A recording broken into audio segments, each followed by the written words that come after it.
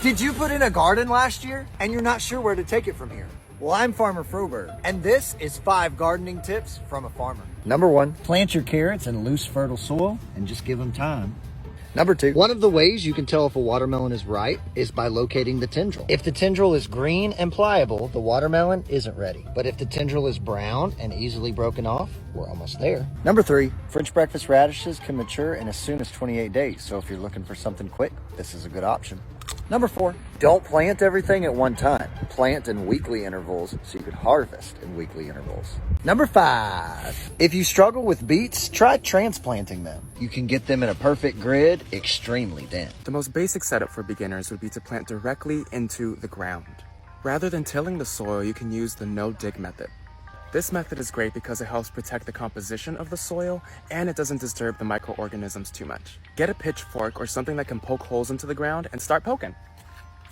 As you poke holes, make sure you wiggle it around to help open up and aerate the soil. You don't want to dig it up. Once you poke your holes around the area that you want to garden, lay a really nice layer of cardboard or thick layers of newspaper. What's great about cardboard and newspaper is that it'll act as your weed barrier over the area that you want to grow. So it'll kill everything in the area that you're growing and replenish the nutrients within the soil with all of that dying foliage. And it's biodegradable, so over time it'll just break down. Give the cardboard or the newspaper a really good soak. You want it nice and wet. After you soak it up, lay a really thick layer of garden soil and compost, about 3 to 4 inches. You can literally carve out a hole within the cardboard or the newspaper and start directly planting into your garden. If you're not using worm castings in your garden, I'm going to give you some reasons why you should. Number 1, worm castings is a all-natural source of organic matter with moisture holding capabilities. Number 2, castings improves your soil's structure. Number 3, worm castings has high diversity of microorganisms that serves as a protector against diseases and it controls diseases. Number 4, worm castings are high in nitrogen, potassium, phosphorus, magnesium, trace minerals, and calcium. That makes 6 awesome nutrients that are awesome for your soil and your plants. Here's some more tomato tips. I am a firm believer in companion planting, and let me tell you why. Whenever I plant tomatoes, I also plant basil beside them. And basil acts as a deterrent for those damn hornworms. Basil and tomato planted next to each other play very well. They are said to actually enhance each other's flavor. When you plant tomatoes, peppers, squash, and basil all together, they thrive tremendously. This earth was designed for everything to kind of work in a circle.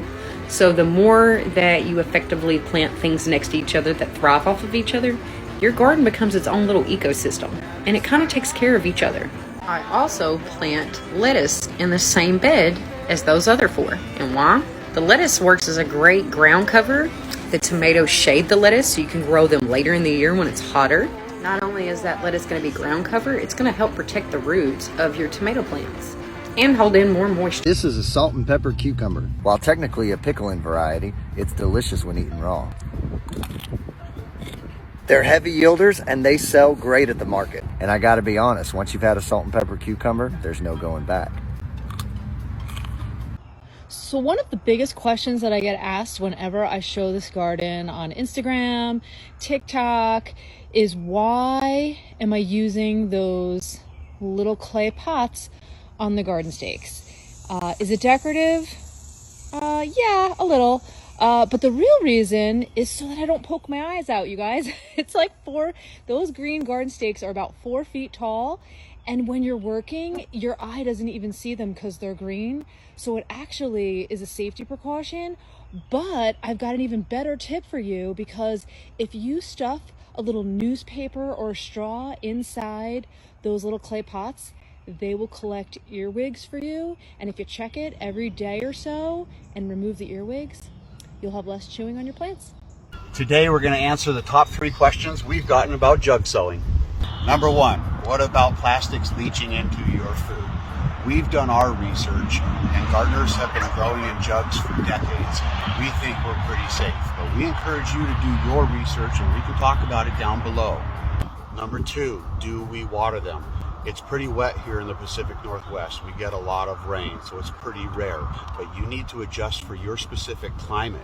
A great barometer is to pick up one of your jugs and heft it. If it feels heavy, probably enough water. If it feels light, water. And the third question, are these their forever homes? They are not. This is how we get a huge jump on spring growth. It's way too cold for any plants like this to be growing out here now, but because of the jugs, we've got about 3 weeks of growth already. Spring is coming, the temps are warming, it's almost time to start popping jugs. We'll do that in the next video. Saturday mornings ain't complete without a radish fried up in some bacon grease. And of course that radish has got to be homegrown. Let me walk y'all through how easy it is to grow them. Come on. Grab you several different variety of radishes and just mix them all in the bag together. That way you got a variety. Get you a designated cupcake holder, something that you use only for your garden, right? They make the perfect seed spacers. Seeds need to be sowed at least a ½ inch into the ground. Once you get them radish seeds in the ground, you're just gonna sprinkle some type of wood chip or straw over them. Most radishes germinate in 3 to 7 days, and you have a harvest around 28 days after that, making it one of the easiest and fastest plants to grow. Save the best tip for last. Go ahead and let some of them radishes go to seed early in the season. That way you ain't gotta worry about collecting all them when everything's in harvest. Good luck, guys. Hey guys, here in the garden, I was about to take these kitchen scraps and dump them in the garden when I noticed there were some potato skins in here. One of the things that you can do that a lot of people don't know is you can actually plant these potato skins and they will actually grow plants as long as there's an eye on them. So I'm just gonna take this, throw it under the dirt a little bit, throw a couple of these under the dirt a little bit, and eventually we're probably gonna get some potato plants coming up here. Just kind of a little added bonus, all right? See you guys, bye. This is 5 more gardening tips from a farmer. Number 1, plant your tomatoes deep to encourage advantageous root growth. Number 2, when putting your transplants in the ground, make sure to do it in the morning or the evening to reduce transplant stress. Number 3, make a note on what varieties you planted, where you planted them, and whether they did well or not, and then look back at that list next year. Number 4, when starting seeds, use a high quality potting mix that'll retain moisture. Number 5, plant your onions dense to conserve space and reduce weed pressure. I've gotten some questions about herbs lately, so I'm going to show you guys how I harvest my different herbs in the garden. We'll start with this basil. This is a pretty small plant as of right now, but I do want to harvest a little bit to encourage it to grow bushier rather than taller, and this is how you do it. I just like to come in here and I will cut right above a node, so right there, and then this little side shoot that's coming out will keep growing and it'll encourage new side shoots to come. So snip. Also, if I'm in a hurry, sometimes I just won't even use scissors. I'll just come in here and pinch. I like to harvest my basil and all of my other herbs pretty frequently so that they don't flower, because after they flower, their taste changes and it's not as good. Other herbs that you harvest just like basil are thyme, tarragon, oregano, sage, anise, hyssop, and really any other plant that bushes out like this and has nodes. I'm also going to harvest my mint this way, but a note about mint is I harvest mint a little further back than I normally would my basil. I cut it back further just because it's a very vigorous grower and it'll get out of control really quickly. Trust me on this. So harvest your mint very frequently and cut it back hard. Usually with my herbs, I try not to take more than 1/3 of the plant at a time, but with mint, I'll probably take at least half every time I harvest.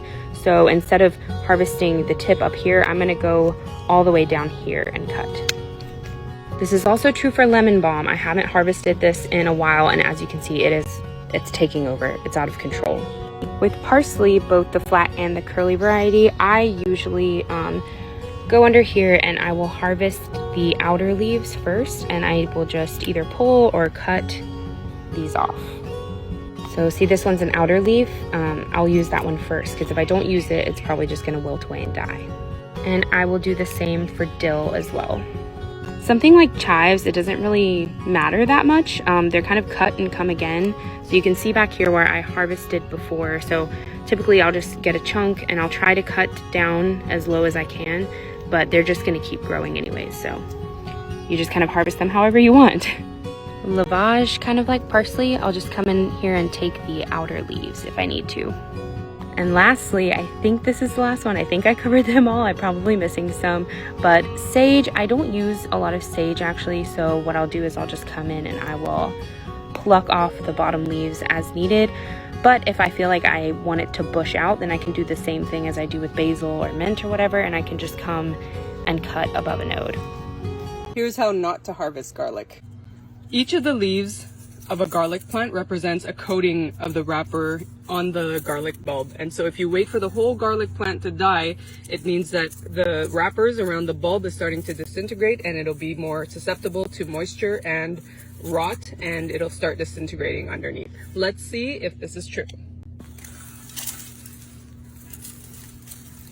The wrapper of the bulb, as you can see, is starting to come off. So we're just gonna have to eat this one because there's no more protective layer, and it's not gonna last long in the curing process. Dried beans and peas at the grocery store will still sprout. It's one of the best gardening tips my grandmother ever taught me. I scored 2 pounds of pigeon peas for a little over $4. Now, the cool thing about pigeon peas is that they are actually a perennial shrub. And depending on the variety, the shrub will produce the peas for up to 3 to 5 years. It's low effort and high reward.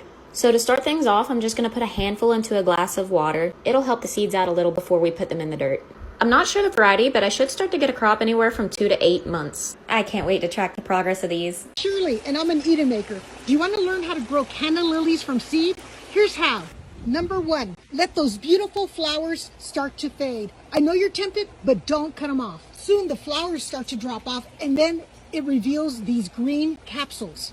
Those are holding in seeds, but they're not ready for you to harvest them yet.